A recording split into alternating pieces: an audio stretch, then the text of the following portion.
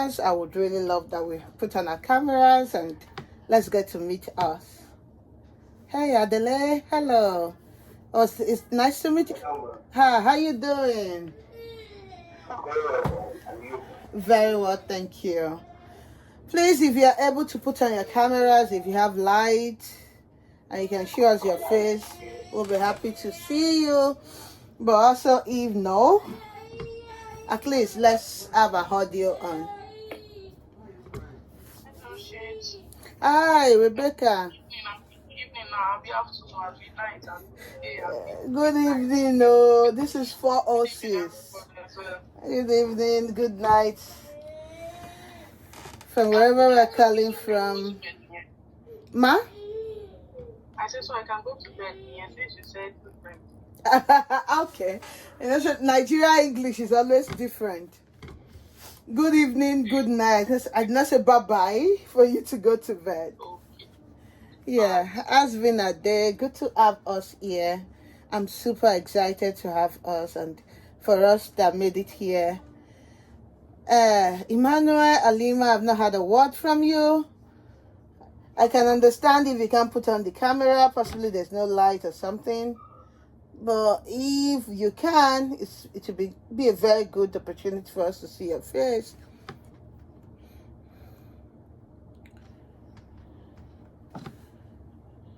For us to see your face, it will be a very good opportunity for us to see your face. If not, let's have you unmute your mic and let's hear your voice so that it will not be like a radio talking without response. So we're 6 and we have we're supposed to have say 20 people join us today. But yeah, today's section is more like an information section actually. Yeah, but it's also the start of the class because for application year this year, if we are just starting now, it's a good time to start, but we also have to rush and for us to be able to meet up our target, which is to make applications to a considerable numbers of school before most school application elapses, which is most schools in the US application ends December 15. So for us to maximize that, we have to start running like today itself. So welcome everyone. So I thought to share, there was this slide I made for my students starting this semester, but alas, I couldn't share with them because what happened? The board in the classes weren't working. So I just made a little tweak to the slide and thought to share at the start of this section so that we, there's, I don't know if it's a Nigerian saying or it's an Hausa saying. Can everyone see my screen? Can you see my screen? Yes. Okay, nice. Great. Yes. So there's this saying that Enitova Dasho Funyon Tara Ilakokomawo, right? Meaning whosoever want to say, I'm going to give you this cloth. You first of all look at the person like, what are you putting on? Or someone that says, don't worry, by tomorrow I'm going to build you a beautiful house and give you the keys. You first of all want to ask, where's this person living? So, and aside from that, I just want to also share possibly a little of my journey with you. This ones I'm comfortable with sharing so that we can be like on the same page. Because at the end of this course, I believe we should be able to know ourselves by names. How we want this built is that at least some of us that I know some people who are trying to apply to the same programs, that we might do a peer-to-peer joining or matching such that both of you can interchange ideas. And there's just this speed you get when you work in a group, especially in a group where both of you are trying to get the same thing. Like I know a couple of people trying to apply to public health programs. It would be so nice if you have a partner who's also applying to the same program. That means when you are weak or distracted, the person can say, I have put in my application for Alabama. Have you done yours? it's not this part of life is not a lonely journey. If you do it alone, there's really quite some tendency you get tired along the way. But if you do it drawing strength from a group of people, it just feels more easier. So that's why I said, okay, let's try and do this mentorship program wherein we can ginger ourselves and see if we can put in at least 10 applications. The target most of the time we advise people to do is do between 10 to 20, 10 to 15 applications, so that, of course, it's a game of probability. Also, it's a game of fact, in the sense that you don't have to throw 10 watered application everywhere. That means the love letter will be 10.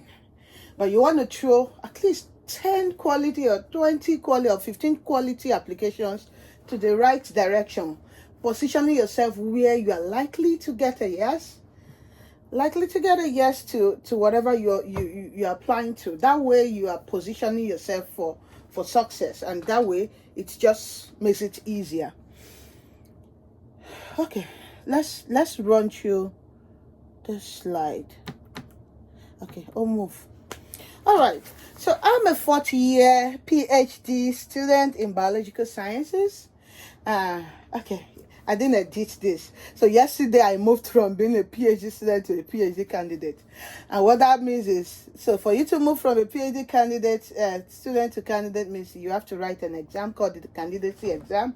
And when you pass it, they're like, okay, congratulate you into the candidacy course, such that, okay, by some months, some years, or whatever, some days, possibly you are able to get your PhD degree. So I'm a 4th-year PhD student at the University of Illinois, Chicago, where I am in the biological sciences program, and I specialize in molecular cell developmental biology and neuroscience program. I have had my undergraduate degree at Ladoke Akintola University of Technology, Ogbomoso, where I did biochemistry, and I later went to do a master's in biochemistry at University of Lagos, Nigeria. And currently my research, it's been everywhere. My undergraduate research was based on trying to look for the anti-diabetic property of a plant. What was the plant again? I can't remember the name. Tamatococcus danieli, I can't forget. Remember that leaf they used to do moi. So have you noticed that when you eat your moi, there's a special taste you get when the moi is made from leaf? Moshe mistake. I wanted to record though. Can I still do that? Because I know some people will be like, oh my God, I forgot. Okay, I think I got it. Okay, recording in progress. Nice.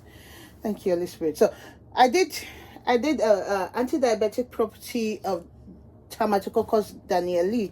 So Tamatococcus danieli is that leaf we use for our mai.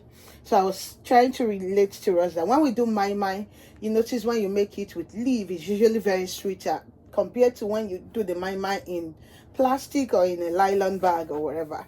So I was trying to see, so that thing that makes that mai sweet, that gives that organoleptic property or that organoleptic sweetness to mai is tamartin. So tamartin is believed to be a natural sweetener. So we were looking at if that is a natural sweetener, then possibly if one can extract some sweetening agent from that tamartin, possibly we are able to alleviate or reduce hyperglycemic effect caused by associated with diabetics. And that was what I did on undergrad. For my master's degree, I worked with doxorubicin. Doxorubicin is like a plant. We call it ofio in Yoruba. That thing with a black coat and with a red seed in it. So you see the redness shows that is actually really rich in phytochemical properties. So we're trying to see if those who take a drug knows that doxorubicin. Okay, no, the leaf itself is not. The drug is doxorubicin, right? Doxorubicin is that drug used by cancer patients. However, it has been implicated and having some harmful effect. So I wanted to see, can we get something we can be using such that a patient subscribed with that drug and that he has to take that drug to manage their cancer, but inherent in taking that drug is the fact that the drug can cause toxicity to the heart, to the brain, to the liver. What if there's this fruit they can take along the way that can be co-administered, that can help reduce the adverse effect of this medication? And that was for masters in biochemistry. So currently I work with flies, with fruit fly, and trying to understand the intricate process of lipid metabolisms in plants as a way to see if we can understand why people get too big or to become obese or diabetic, if we can help with developing therapeutics that can help reduce that pandemic in especially in the US world, because obesity is a very big thing in the US. Most US citizens are obese, and yeah, it's a major problem, so to speak. So all these are what I've done in the past. Okay. So I started my career, like my study life, from going to Federal Polytechnic Offa, where I did science lab tech, and from there I got a direct entry into Ladoke Akintola University to study biochemistry. And when I finished there, I served at Jos, Plateau State. Then during the course of serving in Jos, I did a postgraduate diploma in education in Ahmadu Bello University, possibly for a time like this. Then did a master's degree in biochemistry, and currently I'm in University of Illinois, Chicago. I don't go school where. So basically, this slide was not meant, well, it was meant for a diverse audience, and part of those things I love to do whenever I'm allowed to share like this is for me to mention a bit about my background. Yes. You said you were going to call her, so I didn't call her again. Oh. I've not been able to get in touch with her. How come? Okay.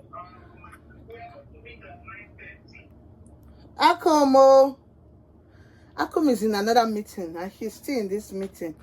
Okay, let's proceed. Since this slide was meant for a diverse audience, so I said whenever we are meant to share this way, it's always good to mention where you're from, because we are not bastard.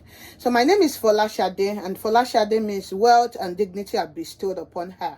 I hail from Nigeria, where the color is the elegant green, white green, and from Kogi State, the Confluence State in Africa. Arrival to America, just a brief. Shortly after my wedding in May 2021, I got admitted to University of Illinois, Chicago, and had to travel. This was the day I departed Nigeria with family. That's my father, this is my brother-in-law, Olumide Idowu. That's my husband, Timothy Idowu. This is the father. That's my mom, Afez is not here, and this is my last born. And a host of others. This was at my wedding. This was a traditional wedding.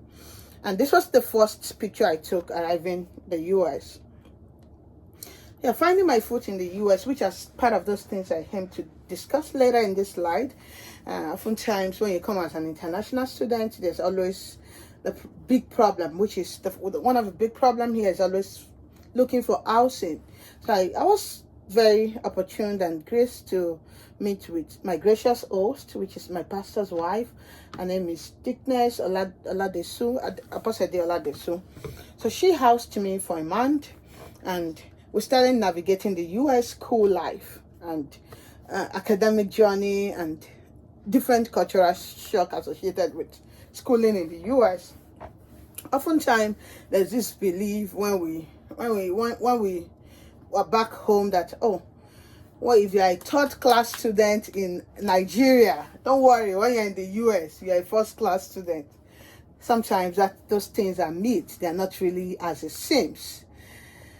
Okay, so there comes some challenges. Yeah, I told you I just got married before arriving in the US.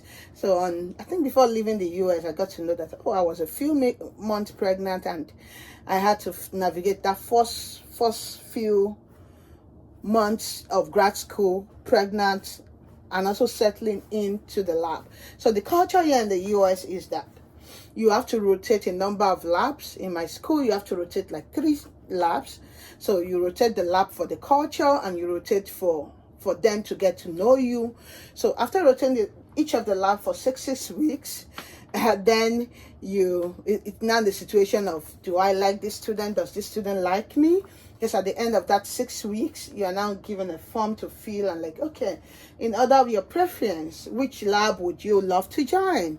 So when you put lab A, so they go to the lecturer in lab A and like, hey, Bossy said he loves to join your lab. Do you love to mentor Bossy for a PhD? So it has to be mutual, right? So you have to rotate like 2-3 labs in my case, and settle in one lab eventually. So that was the hurdle here. This was the first lab I rotated, and that's Professor Kelvin Drew. He's into computational biology, and I think by then my stomach had started showing small. And of course, I was homesick at this time. So after the ordeal of 9 months, this was a baby shower organized by my cohort mates, which are my classmates. They're very amazing people. I think this was a week before giving birth. So that was the baby shower they organized, and we birthed the son named John.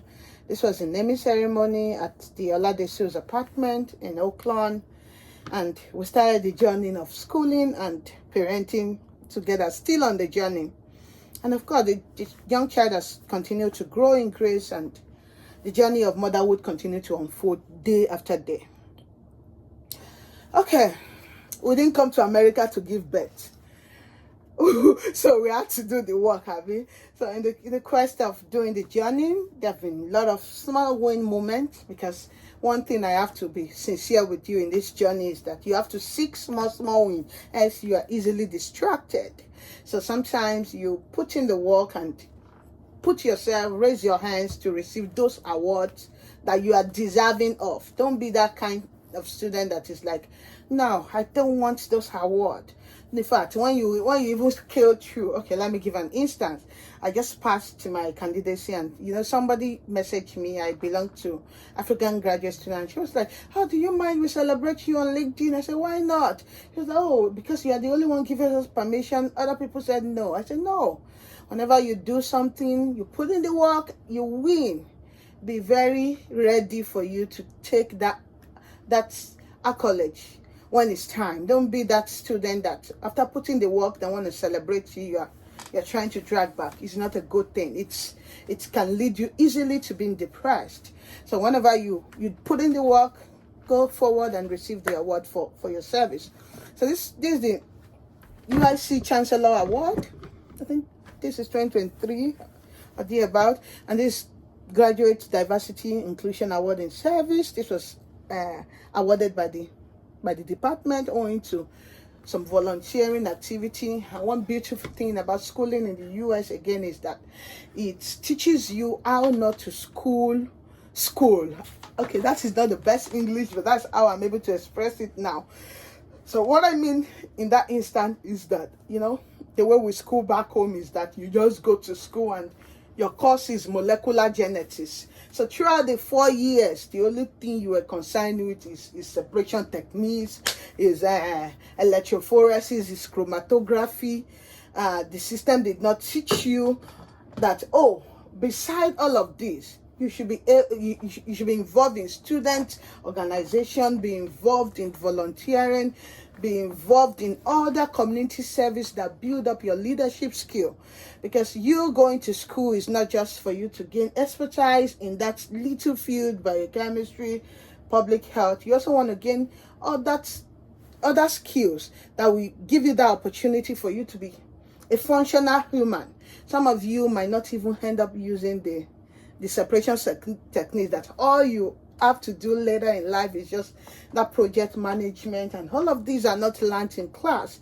You learn them from the place of you serving, raising your hands, volunteering in places. So that's one of the advantages of schooling in the Western world, is that it teaches you how to ensure you have an holistic learning experience, that you can discover other aspects of your lives and harness those potential for you to be able to be employable by yourself, even before anybody says, come and take this job. So those were part of this win-win movement. This was at an NIH conference. This was a Drosophila conference. This was another conference. I think most of them were conferences and award pictures. Okay. Don't worry. I'll soon get my face out of your face. Okay, these are still more beautiful moments. Again, whenever schooling here also, rather than you just schooling and the teacher or the supervisor is the alpha and omega that deliver all the lectures, and schooling abroad also give you an opportunity to teach in the sense that you are a teaching assistant. Teaching assistant means you have some undergraduate students that are trying to take some courses that you might have been exposed with in the course of your academics. So you have to like teach them. You have to be like a lab. Back home we call them lab technicians. So over here the PhD student, the master student are the lab technicians. So it's like a multi-level kind of mentoring, such that the PhD student is there mentoring the graduates, the undergraduate students, so that way the knowledge is being passed from one generation to the other. So that's the system that works here. So in this picture I'm a teaching assistant for cell biology lab, and those are some of my students. Some of them are still kept in touch. Some are trying to become dentists, some are trying to become emergency doctors, pre-med tracks, and a whole lot of them. And this was at a conference with my poster presentation. Okay.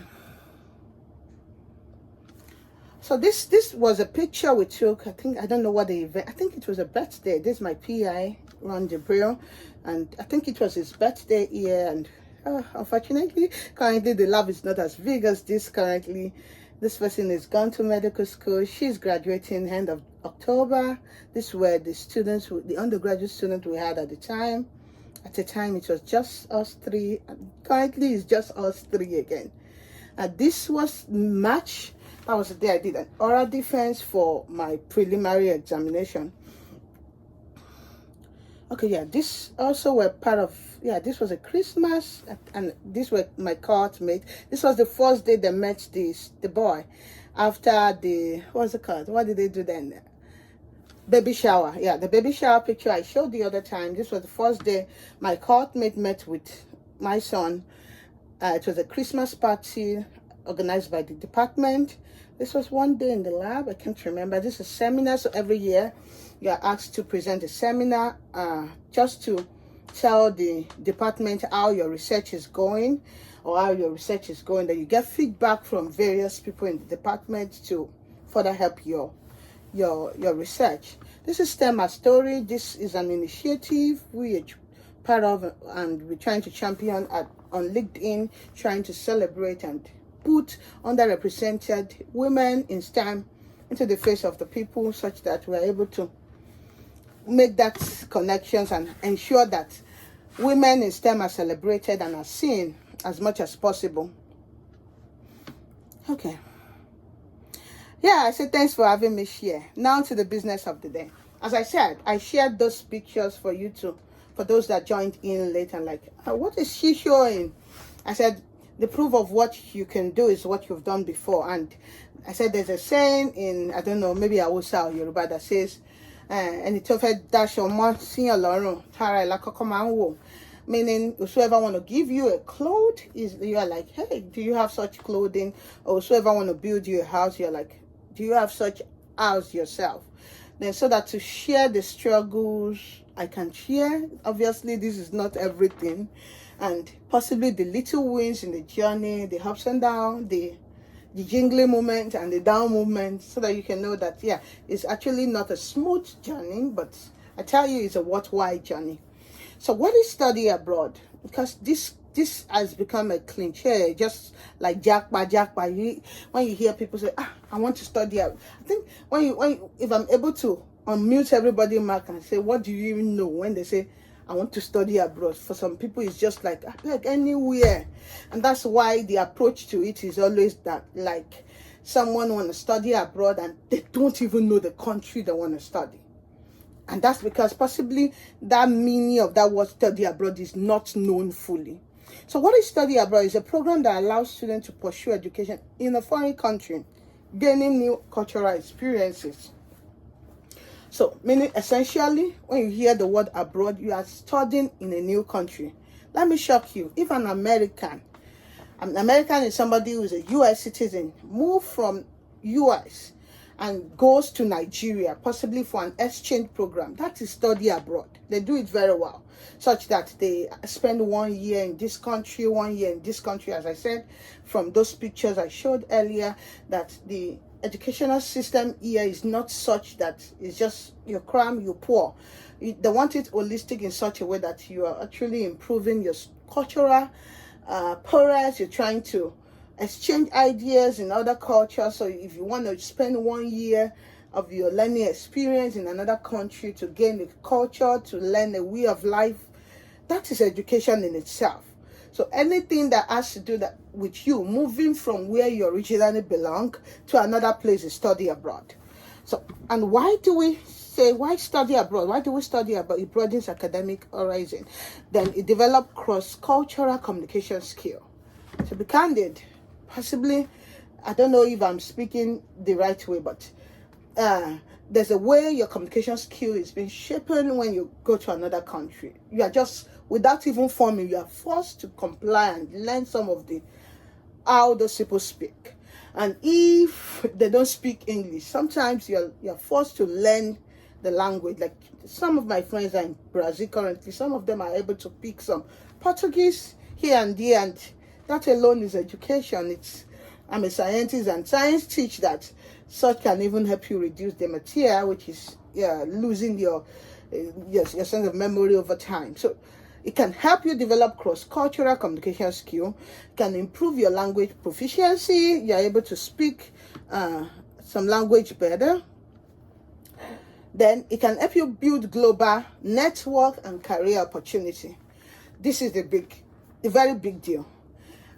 If I'm here organizing this mentorship program, it's because possibly I have some global networks that I can link up. Like one part of my plan for this program is, say for instance, some of us have to apply to a school. Rarely will I say there's any school you want to apply to US now that if I search within 24 hours, that won't produce at least 1 or 2 people that is already in that school. Meaning there's no new school you want to apply to that somebody, an international student, a Nigerian, is not there. And what you don't know is that when you have somebody in a place where you're trying to get to, definitely that person has an upper edge than you that is just trying to get there. So because of that global network I own currently, I'm able to put this up and like, okay, let's do this such that I can look, oh, you're trying to apply to Texas Tech. Oh, I know this. And I put you together and like, help me look at this. What do they require? Because one thing about applying to schools here is why some schools require that you have to get a code email, get a yes from a professor.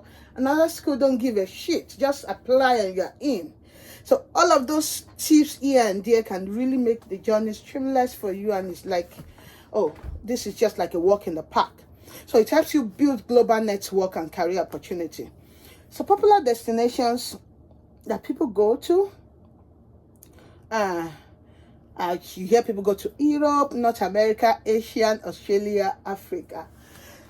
Don't be shocked. There was a time I didn't also know the difference between US and UK. And I know there are people in this room possibly, or maybe if that sounds a bit insulting, which it might not even be. Some people don't know that US is the same thing as America. Some people don't know that US is different from UK. And that's why, like on the call, I know someone that will not beat me after the call that was gathering UK admission, plenty of them. Possibly you don't know that there's difference between UK and US, and why UK thrive on people trying to fund their education by themselves. The US is generous enough and like, hey, we want to support other part of the world. Come and school for free and let us pay you while you school. So all of these are things you have to understand. When you hear Asia, that is China, then Australia, then some people still prefer South Africa, and the likes. Okay, I think all of these ones are actually Okay, let me go again. I can't overbeat the benefit of studying abroad. Cultural immersion and understanding. If a Yoruba adage says, Tomo Bajadenle ani okobaba onlo tobiju. And the meaning is that when somebody has not gone elsewhere to explore other field of life, the person can be forced to like say, oh, there's no mansion as big as my father's own. Or the person might even, there's some cultural shock that in your life, you won't believe that somebody can rent a room, just one room, for over say half a million, okay, for over like 600k, 700k, and pay that 700k every month. I'm sure if you've not possibly, maybe you don't have people that have told you the experience that, oh, this is the situation of people abroad, or they rent like one room like this for like $500, $500 to $800, and they pay it every month, not once a year. So study abroad can make you understand that, okay, while it's not always going to be this way we do it. Okay, this is the way this, and all around the world is circular. It has to be that system. No. So it can help you appreciate other people's culture, appreciate their way of life, appreciate how they make money, appreciate the value, because that's the word here. Why a room will cost like 700, 800k in America, and that same room will cost 13,000 or 10,000 per month in another part of the world. It's because of the value each of those systems placed on that thing. Okay, well, when we talk about it looks negative, like the more expensive things, also the value can also be based on your career. I've had people say, oh, if you do some courses in Nigeria, forget it, you end up a tailor. But when you just change the environment and bring that course to another country, right, then that country plays a different value on that field of life. Say biochemistry, I'm a biochemist, and I hear people like, oh, when you do biochemistry, microbiology, anatomy in Nigeria, just know you don't know what you are doing. You end up being a biology teacher. But you can carry that same course and bring it over to where it's valued, and they place a value on it for you. Then you understand, oh, a biotech industry needs me for research and development, and they can place this value of money on me per year and say, okay, I'm going to pay you $100,000 per year, 10,000 or close to, for every month. That is now what we mean by cultural immersion and understanding. Academic diversity and enrichment. It's very likely that if you school in the US, all of your cohort, all of your classmates are either an Adewumi, a Chioma, a Chigozie, an Akom, just people within that ethnicity. But when you travel abroad, you're able to see different people from different countries. And you know, what we don't understand is that learning does not essentially happen when we are trying to say 2 + 2 = 4 and trying to learn the hard maths, all of this.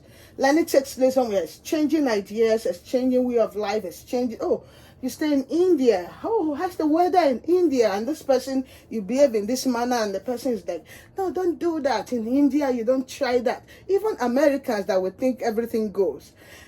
They also have their meat, so to speak. I remember there was a time, I can't remember, I think it was during pregnancy, somebody was like, they wanted to do baby reviews, so they pour in some Penta rose blue and pink and put it in an umbrella. And one American guy, Gary, was like, oh, do you know in American culture it's actually very wrong for you to open an umbrella inside the house? And I'm like, wow. Do you also have those cultural mingi? But yeah, that means they also have their meat. So such academic diversity and enrichment can sometimes only be found when you move away from that comfort zone, which is your country of origin, to a new place to come do study. Then personal growth and independence. This is the big deal.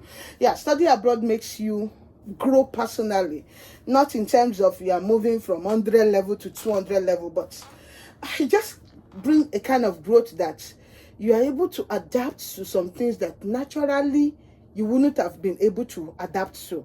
Like there are some crazy experience I've had in the course of my being here that, if I'm home, I won't be privileged to experience such level of growth in terms of, because that would be too hard, and I may not be able to to go through it. Let me give a practical example. I gave birth to my son March 10, 2022, and I delivered using a CS section, and I remember I sent an email and it was like, hey, I'm going to deliver so days, and the school replied, like, okay, congratulations, but you have 17 days to, I'm going to cut this part away, but you have 17 days to resume back to school.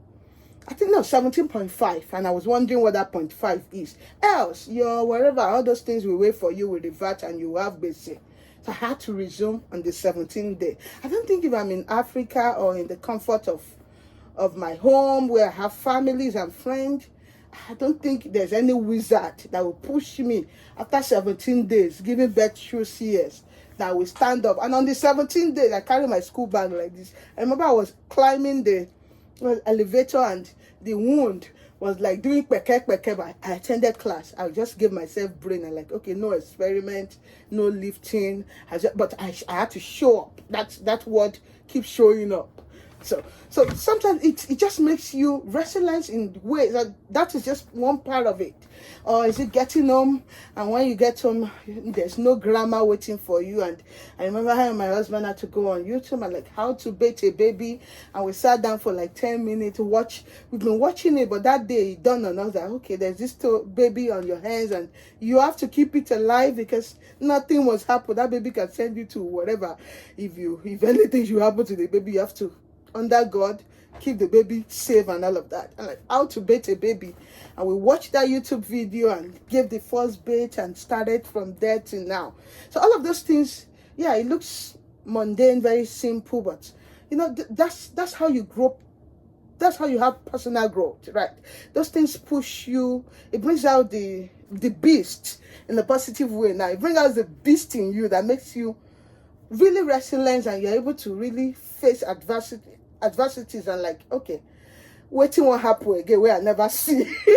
and that is just by the way, right? So studying abroad can make you, give you that personal growth and independence that you know that all you need to survive actually is yourself. There's this terminology that the Lagos girls are like, oh, all you need to survive is a man. Yeah, it's good, and I'm not a feminist in any way. I'm in my husband's house, but actually, it gives you that personal growth and independence and that consciousness for you to know that there's nothing you want to achieve by yourself. Putting your mind to it, putting the right work to it, that you cannot attain by yourself. And that's what personal growth and independence means in this context.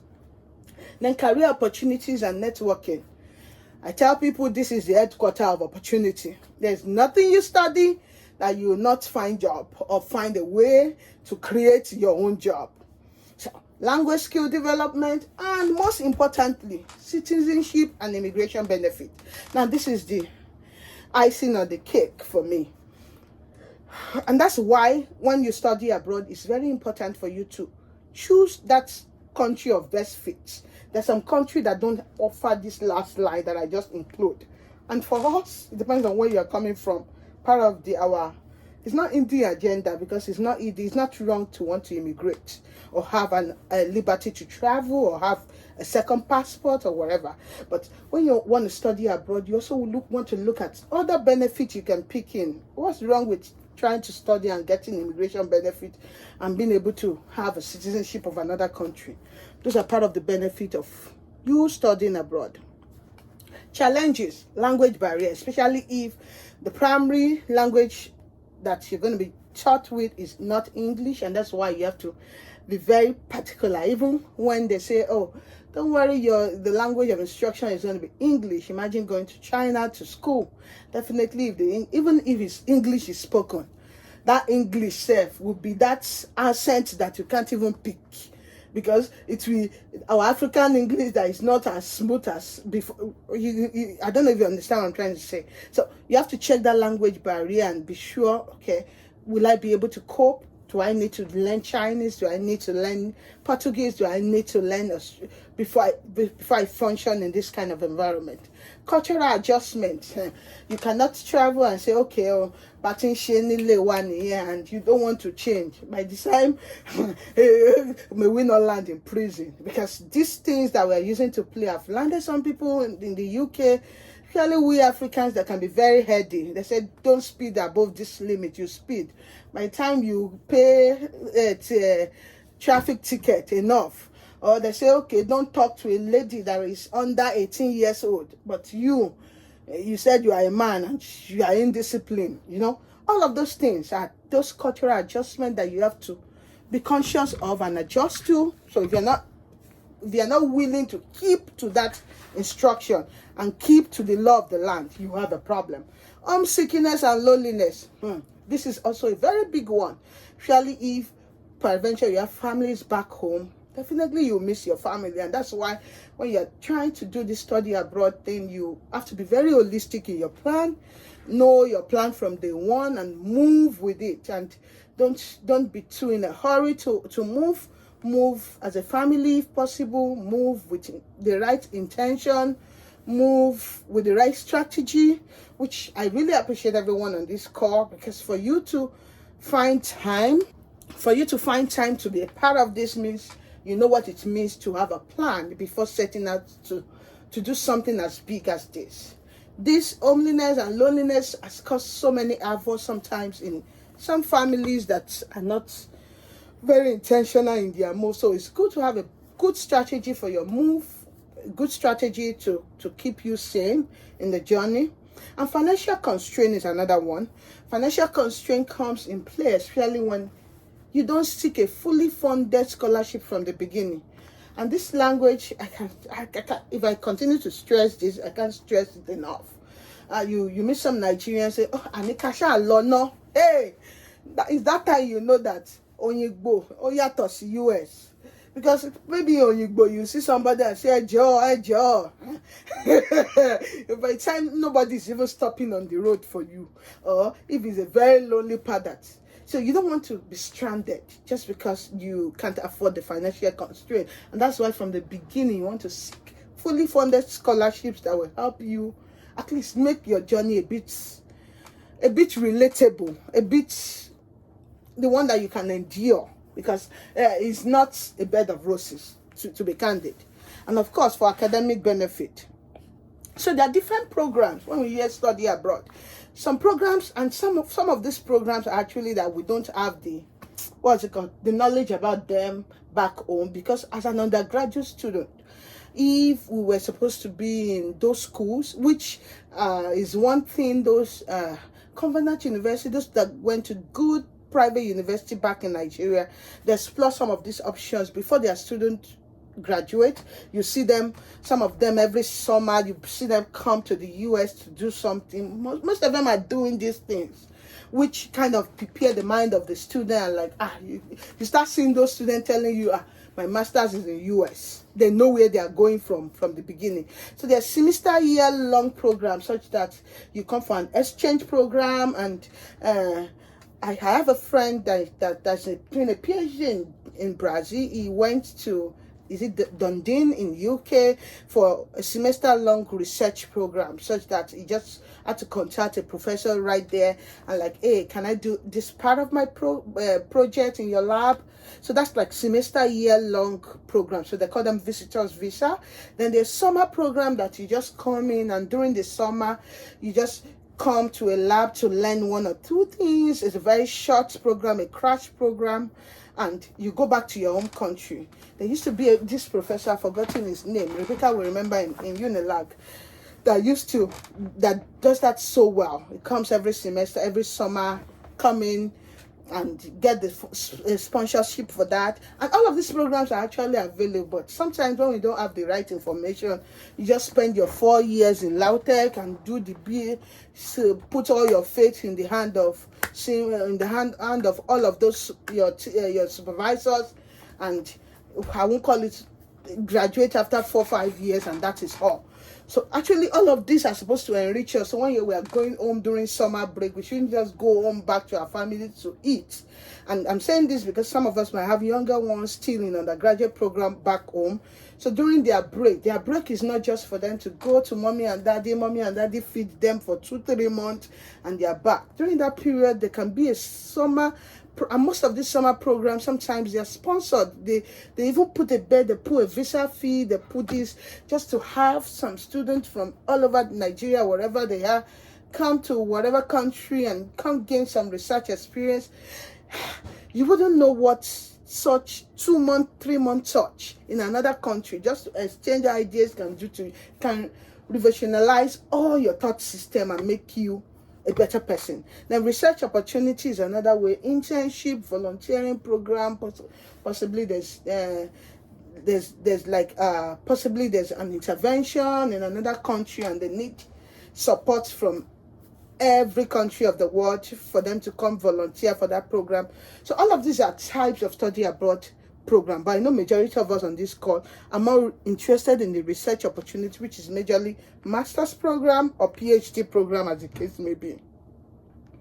Popular destination, well, I may be biased, but for top for me is the US, Canada, Australia, China, Germany, UK, Brazil, Sweden, as the case may be. So all of this, as I said, should be chosen based on your intent.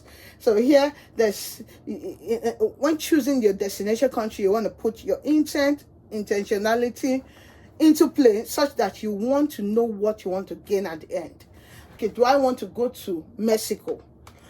Or do I want to go to Canada or this country because it's cheaper for me to quickly jackpot? Okay, after jackpot, what next? Which is now the question we should be asking ourselves. So that means from day one, you know your intention. That, okay, this study abroad is a way for me to get this international global certificate that even if they say leave the US tomorrow, I can use it to get a job anywhere in the world.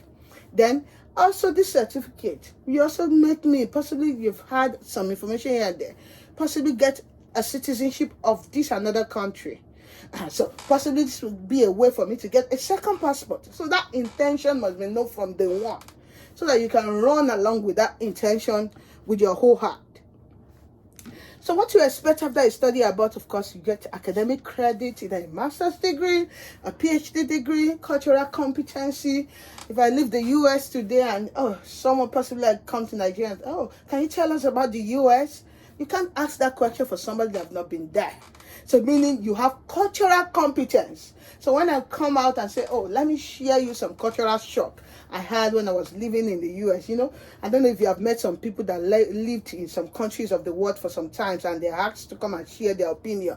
Sometimes you might feel offended and like,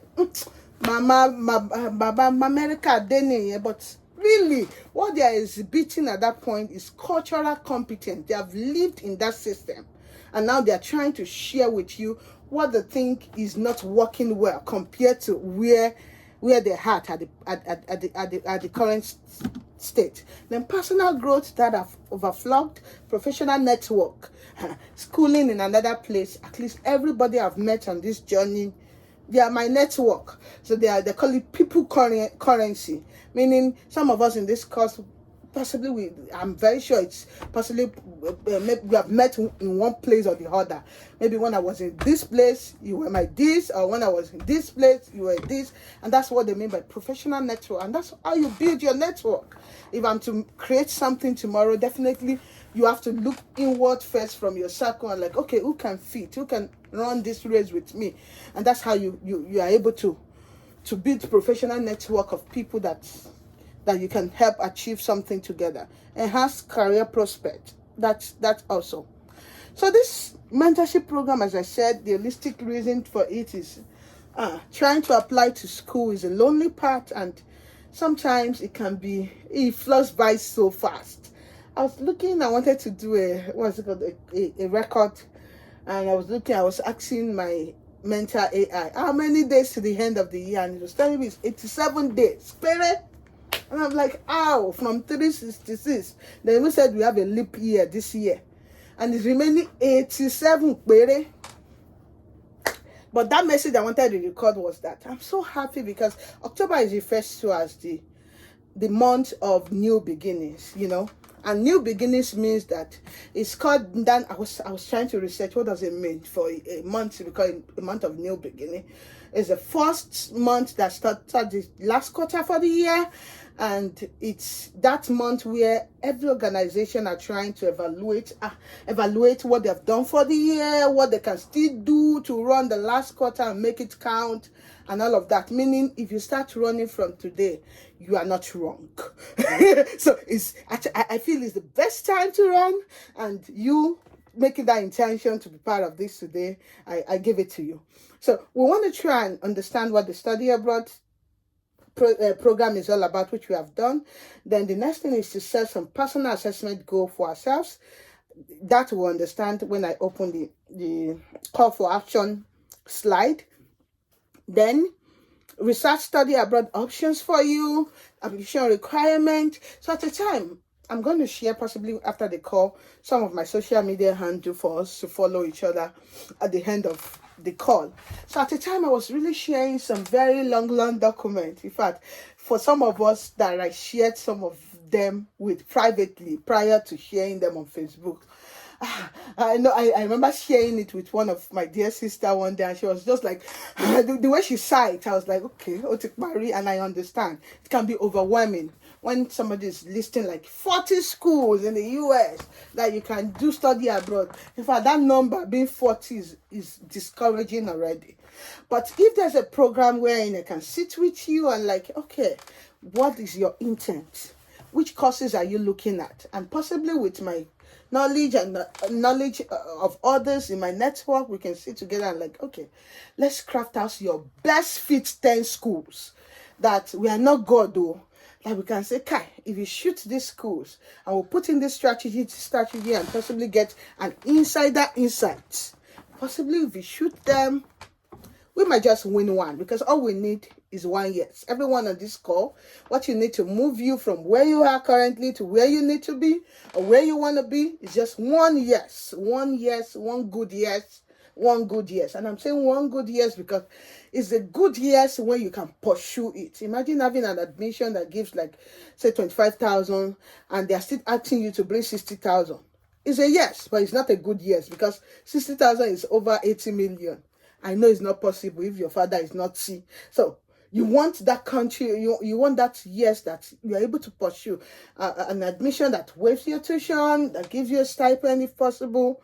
And all you just need to worry about is, okay, let me get the visa date. Then we'll prep you for visa interview, because that is another thing to take seriously. It's like a job interview. So you go for your visa interview and you're able to ace it. Then the next thing is your flight ticket. Those are the worries you want to have. So that's why we designed this program. So we're going to do all of these things listed systematically. Possibly we're able to run.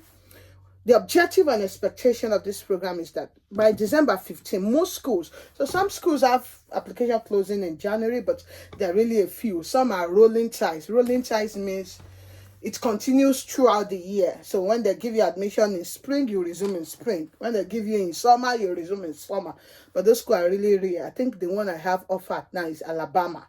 And such schools, when you hear such school, again, they're competitive, meaning everybody in the whole world. Because when I know this school can take my application anytime, that means I'll put in the application when I'm ready. You get. Then some schools that have like, okay, do this, some specific requirement, and they're waiting for serious students that are able to take that extra mile, fulfill those requirements. So competitions are less reduced. So in this game, you want to put yourself in the best fit, in best school that you have a higher chances of getting a yes, because essentially it's not about you being in. So sometimes there's something we call the top schools. We have they call some schools the safe schools. Safe schools are schools that you have a higher chances of being admitted. So you want to get that safe school for you, the safe school that is more profitable for you, that your chances of getting a yes is increased. So essentially, I will call this mentorship program successful if at the end you are able to do 10 to 15 applications, good solid applications. all, because that action plan is not for everybody. And that is to be candid. And that is not a waste of time. If all you do at the end of this 10 weeks is this second part of it, you have done enough. And I'm not trying to butter you here. I'm telling you the truth. Or you get clarity to start gathering the right document to immigrate via the study pathway, which might be the success for some other people. Because, okay, for years, if I had some of us, I want to do my master's abroad. We have been saying that since 2019. But we have never really had time to go through a process of ask somebody to like, okay, báyìí náà ṣe máa ń ṣe. Okay, tó bá ní kíní, kọ́kọ́ ṣe exam yìí. Oh, sorry, I'm a Yoruba woman. So some explanation flows well in Yoruba. But what I mean is that for the second set of people, your own success in this program might be just that you are able to get that clarity in terms of what are the documents I need to migrate? What are the exams I need to take to migrate? What are the what country should I be looking at if my choice is that my father don't have money? My father don't have like 60 million or whatever, or something million to sponsor my education every semester. I want it on the full ride. What are those things I need to put in to get the result I need? So for some people, it might just be that clarity, that document, and that preparedness for the next level. Then you shoot yours for 2026. There's no latecomer. But for some people that already started, maybe from getting information here and there, they have some of the document already ready. So it's just for us to now sit, perfect that statement of purpose, recommend some schools, and work with them to put in their applications, and they might be the first people to go. So, but whichever way is your case, this is the two expectation we're looking at for this mentorship program. So finally, before we go, I will take a screenshot of this to post it on our information group, but I will employ us at the end of this call before the week runs out. This has a deadline of next week, Friday. I would like us to send us an email at hellofolashedegloria@gmail.com. And what the content of that email is for us to know your name. Tell us your name. We want to know your top 5 courses you desire. And I think part of those course outline is for us to know how to choose a program. So when you're looking at studying abroad, you want to have flexibility in your plan. In fact, anything you do in life, if you don't have flexibility in your plan, you bust yourself too much and you reduce your chances of success. So part of this flexibility you want to have is that you did biochemistry. You want to have like 5 courses that you can easily flow in. And the beauty of studying abroad is America or other Western world, countries of the world is such that you can study something else first degree and want to do another thing. It's very okay. They don't have a problem. Like in this journey, I've met professors of biological sciences that had a first degree in history, that had a first degree in computer science, went for masters in biology, then did the PhD in biology and the PhD biology. So it's not a system that says you must start with biochemistry, master what you know, then PhD what you know. Is like master, so it's like first degree, second, third degree is biochemistry. There's no rule to that. And if you want to run yours also that way, no problem. But for you to increase your chance to getting admitted, you want to have that flexible 5 courses you are looking at. So this kind of help you to be able to have a wide range of university or schools you can apply to. Because say for instance, your own is just singleness of eyes. It's either MPH or nothing. So MPH, so any school that don't have MPH, automatically you rule it out.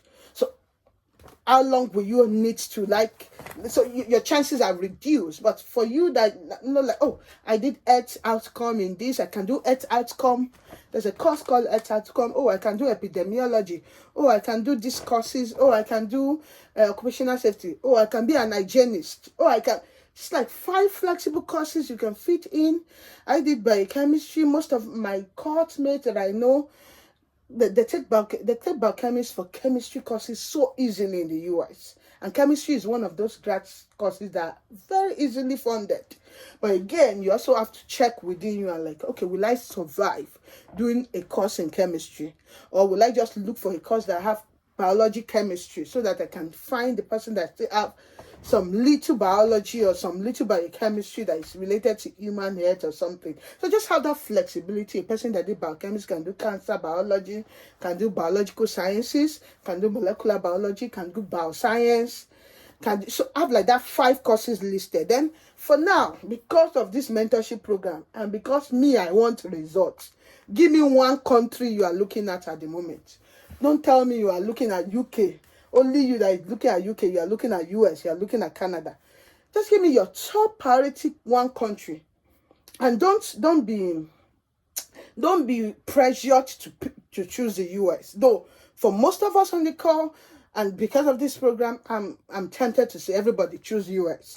But if yours is Canada, thank God. Most of them I went through the process myself. I posted a story. I got admission to US, to Canada, to Brazil, to Germany. So some of them I know some. Well, it doesn't matter, but at least very, very proficiently, I know how to get admission in Canada. For that, you have to first get a supervisor first, and some of the exams you have to pass. So that supervisor have to be the one to say, okay, it's okay, go and apply to this school. If you're just doing it by yourself, I don't know if it will be reviewed because they are very thorough. It's such that you have to get that supervisor. Sometimes the supervisor can be petty to the point that they will tell you, oh yeah, send me your referee. And they will now message the referee back in Nigeria and say, can I have a one-on-one to discuss Oyetoke's academic previous experiences and all of that. So, and that's for Canada. So, but for this question, I want you to just look within your heart and see that one country you're looking at owing to those benefits. Most importantly for Africans, that last point I said. For instance, if you're looking at citizenship and immigration, you're choosing China, you're choosing Germany, you're choosing UK, more due to very low. I don't know how many years you want to use to warm the bench before you attain that last whatever. But there's some countries of the world, that sub-countries of the world that you can put yourself in that picture, and within 2-3 years, it's already a story. So want to get that first, your top priority country. Then, by that 1 week, I also want the first draft of your statement of purpose, your academic CV. I'm going to send some copies, and if I send you copies, I'm not saying, I'm telling you to read them, see the flow, and see if you can use that method to draft your own. So you want to write the first draft of your statement of purpose, your academic CV. I'm going to share some academic CV on the group. And then your picture, I want to do like a A4 paper photo book wherein we have this person's name, the courses they are interested in, and their background and all of that. Then your academic background, I send this privately, but again, since we want to do a photo book, we want to see what you've done and what you finished with. This will help us to be able to corroborate the courses you said you want to go through, the countries, and maybe make more senior suggestions of schools that will give us higher chances. Your class, because I see some people struggle with, okay, what was your class? They say it's 2-1. What is the CGPA? To say the CGPA is a problem. I don't know where we're going from there. Then the year you graduated from, this is to check possibly if there's a knowledge gap, then to see, okay, what are those things you have done now to possibly close that knowledge gap, so that's your statement of purpose. We are able to write it richly so that it's not going to show that, oh, you did BSc since 2019 and this 2024. You have not done a master's on it. You have not been actively working on that BSc, and there's just that gap that you cannot explain meaningfully. So all of these things count when you're trying to tell your story. And that statement of purpose. Then the GRE score, if you have taken the graduate exam. Then this last one, you might not need to submit it via email. This top one, before the list and contact of 5 or 10 recommenders, I need this in the email, but this list and contact of 5 to 10 recommenders is your own work for yourself. So right now, a big problem when it comes to applying to school is getting other people to take your yoke the way you are taking it yourself. So you want to from now, possibly get a book, list 5 to 10 people that you can ring, that you can actually send an email. And if you have burned those bridges, quickly find a civil engineer that will help you amend it. Tomorrow is Sunday. Find a good Bible verse and send to that your professor, and use that one to water the ground very well. You get what I'm trying to say? And if your one is to send card, which holiday? Okay, yeah, Independence Day, just send that 200 naira card and like, I wanted to send this for Independence Day, or whatever you need to do. But just have a list of 5 to 10 recommenders that are ready. 10 will be preferred, since we are looking at 10 schools, and oftentimes the recommendation is usually that 2 or 3.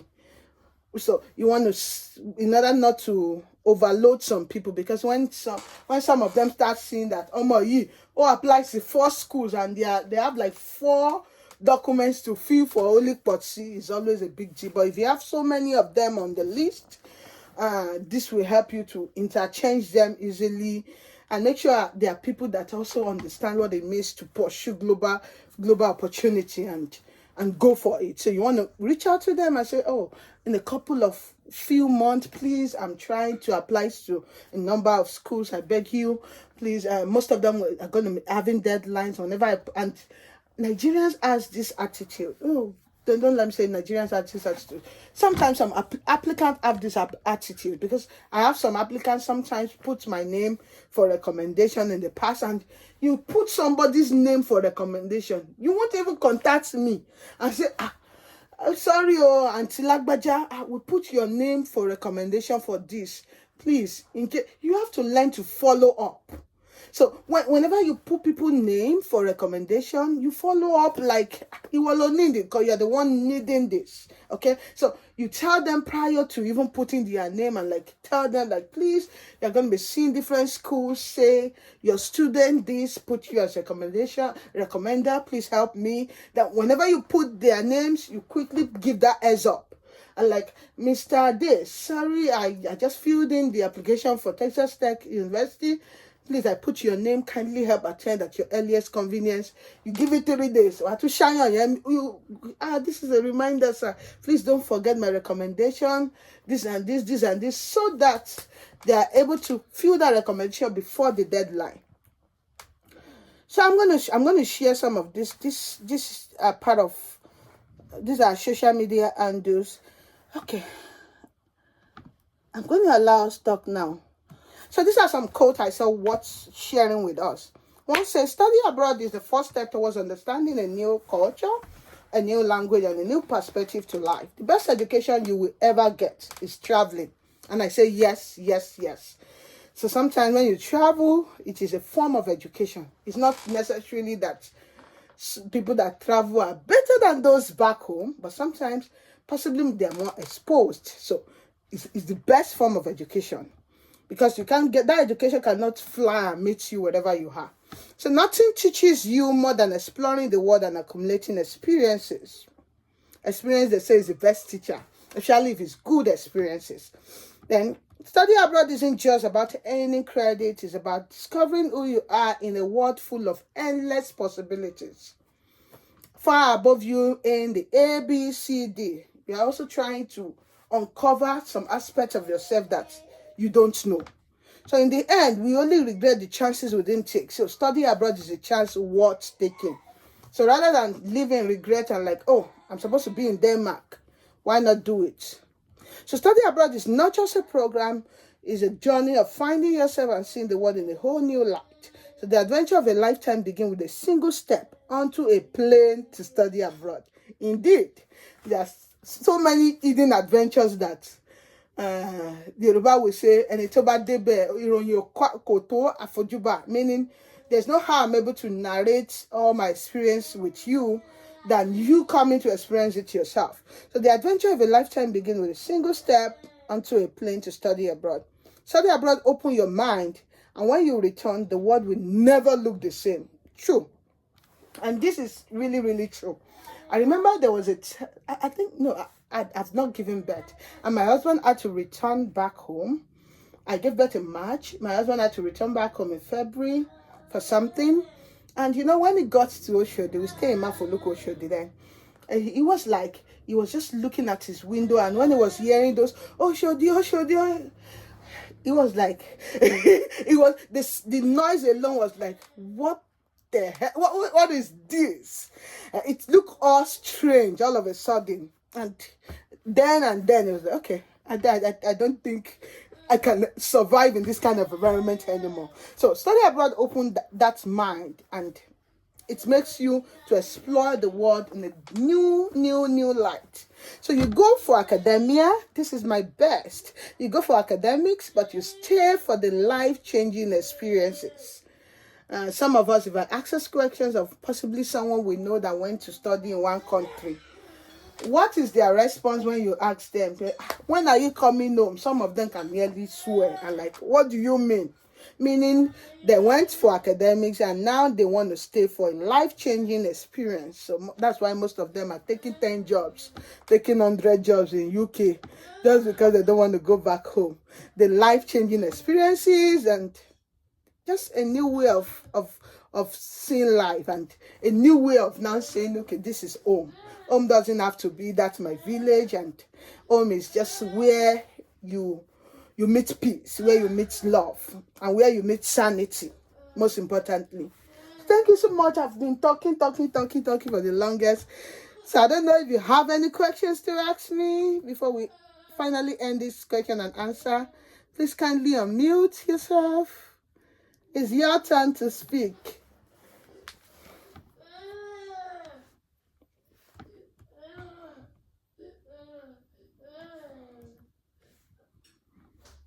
Do we have questions, or we are all sleeping already?